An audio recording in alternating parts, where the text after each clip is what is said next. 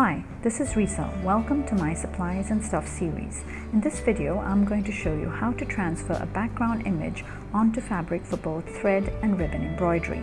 There are quite a few iron-on transfer papers available in the market to transfer images onto fabric, and I've decided to use Transfer Artist Paper or TAP and see how well this works for embroidery. In addition to TAP, I'll need some baking sheet or silicone coated parchment sheet, which I will use as transfer release protection while ironing on the image. Good quality cotton fabric. Apparently a stretchy or silky fabric doesn't work as well. And an inkjet printer. So let me open the package. It looks like the cover page also includes a detailed set of instructions of how to use the transfer paper, and it also seems that you can use this paper to transfer images onto wood, metal, clay and other materials in addition to fabric. Now let me take out a sheet that I will use for my image. The paper has a dotted side and a plain white side, and I need to print the image on the plain white side in order to transfer it. I'm planning to transfer the image for a ribbon embroidery project. This is the image that I've test printed in normal paper in reverse, and here is the original image of how I want it, and you can see that the arm here is on the left of the paper, whereas when you print it on the reverse side, the arm is on the right hand side of the paper. So of the two images side by side, the one on the left is the original image and the one on the right is the reverse. As you can see, the arm is on the right. So just remember to print your image in reverse when you want to transfer it on to the embroidery fabric, so that when you flip it over and iron it onto the fabric, you get the image facing the right way up. So here I'm using a Pixma Canon printer, inkjet printer, and I'm going to ensure that the white side of the paper is facing me before I print the image. So let's see how that comes out. That's it. That's the image that's been printed, and that there's a black edge around the image that has also been printed, but I can cut that out before I transfer the image. So far the image that has come out is very clear and I like the quality. So now I'm going to just trim off the black part that I don't want ironed onto my fabric. So I'm going to do a rough cut here first, and then with a smaller scissor I'm going to cut very close to the image and ensure that I don't have any black lines, because when I transfer that onto the cloth, any of these black lines will show. So I need to make sure I'm trimming it really close to the image here.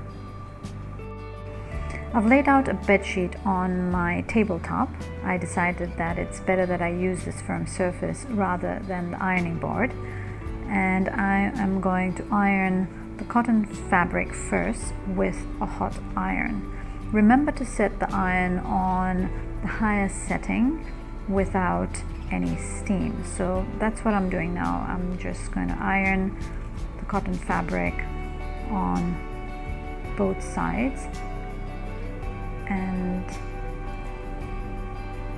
let it cool before I transfer the image. I'm placing a 12-inch hoop approximately on the cloth where I'd like to transfer the image as a reference. Here is the printed image in reverse, and I'll just turn it around and see where I should place it. So I can see the image through the paper a little bit, so that helps me to approximate the location of the image. Now I'm going to use the parchment paper, the glossy side of the parchment paper, on top of the image, hold it down on one side with my fingers, and now place the preheated iron for a few seconds on the image. Now, parchment paper is slippery, so make sure you hold down the image and the parchment paper together firmly, and you can place the iron for about 6 seconds. That's what I'm doing here. Don't move the iron around the first time, just sort of lift and place it because you don't want the image to be smudged underneath. Let me look underneath. So it looks like it's transferring well, so I'm going to run it over one more time and then check whether the image has been transferred. So I'm going to remove it. Be careful because the cloth is still hot and so is the transfer paper.